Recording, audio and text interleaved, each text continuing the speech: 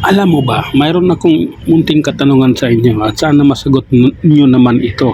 Itong magkapatid na ito, kung tatakbo itong muli, iboboto nyo pa ba? Itong mga idol ninyo, mga putang ina nyo, idol nyo itong dalawang to, di ba? Itong magkapatid na to, iboboto nyo pa ba? Tanong ko lang yan sa inyo, mga piste kayo, kasi kayo ang bumuto nito.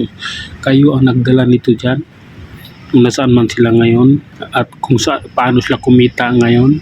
Dahil noon sa online tayo pinagkakakitaan, ngayon sa kabantay ng bayan tayo pinagkakakitaan. Kaya ang tanong ko sa inyo, iboboto nyo pa ba sila?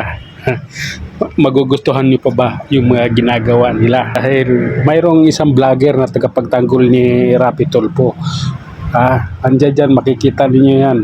Talagang kung makapanira yan sa mga kumakalaban kay Rapi Tulfo, malupit. Pero yung katanungan ko lang, i-comment nyo lang dyan sa baba. Comment nyo dyan kung oo or hindi. Tatakbo pa o tatakbo silang dalawa ng senador or what, iboboto nyo pa ba? Comment nyo lang dyan sa baba, lagay nyo lang dyan sa baba nang malaman ko kung love na love ninyo yan. Kasi dati love na love nyo yan dahil matulungin kuno sa tao, mapagmahal sa taong bayan. Kaya ngayon, nagtatanong lang ako.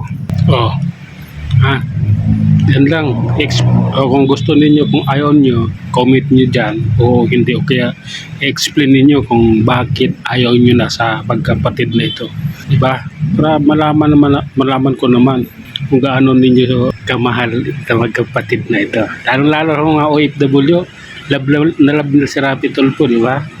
Kaya sana naman comment niyo dyan para maging masaya naman ako. Okay? Yun lang muna, hanggang sa muli. Maraming salamat.